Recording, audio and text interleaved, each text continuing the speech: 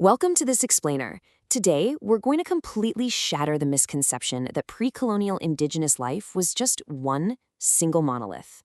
We're actually diving into the incredibly distinct, highly sophisticated societies of the Cherokee, the Catawba, and the Yamasee, looking at them before, during, and after European arrival in South Carolina.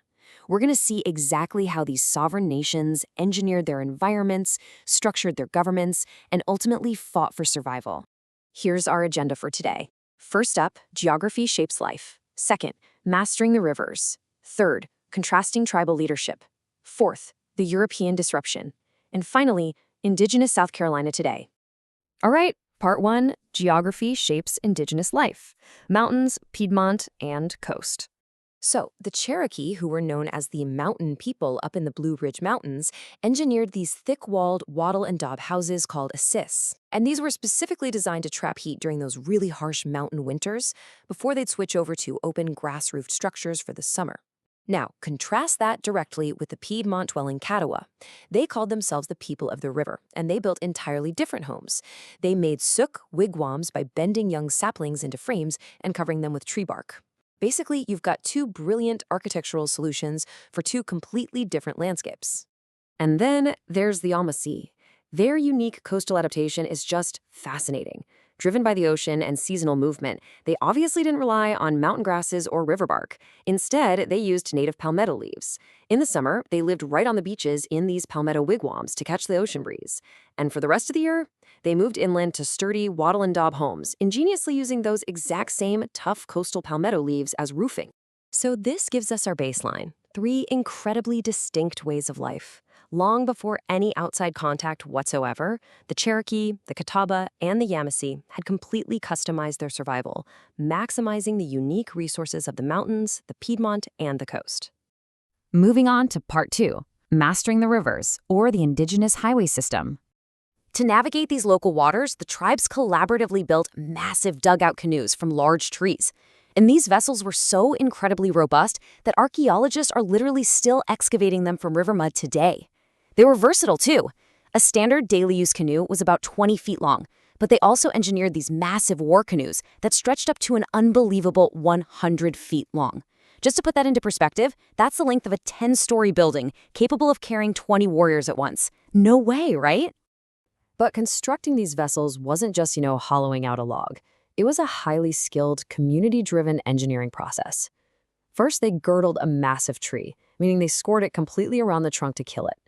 Once it was felled, they used controlled fire to soften the core, chipped away the charred wood with an axe or an adze, and finally, they used sharp stone tools to carefully smooth out the hull.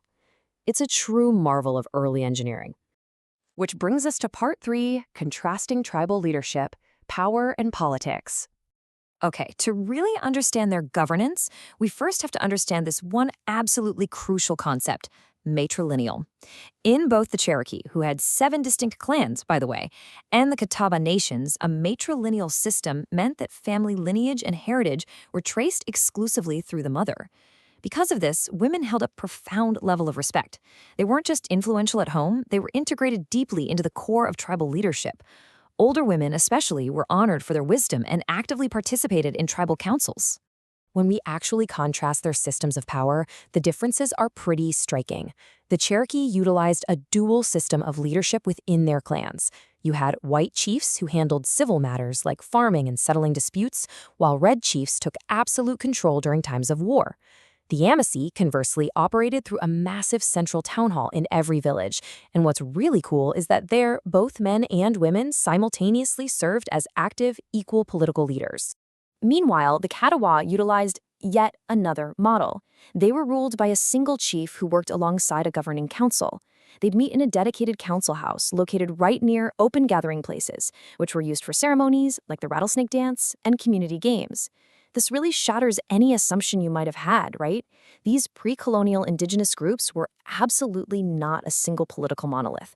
They were diverse, complex, sovereign entities. Part 4, the European disruption, change and relocation.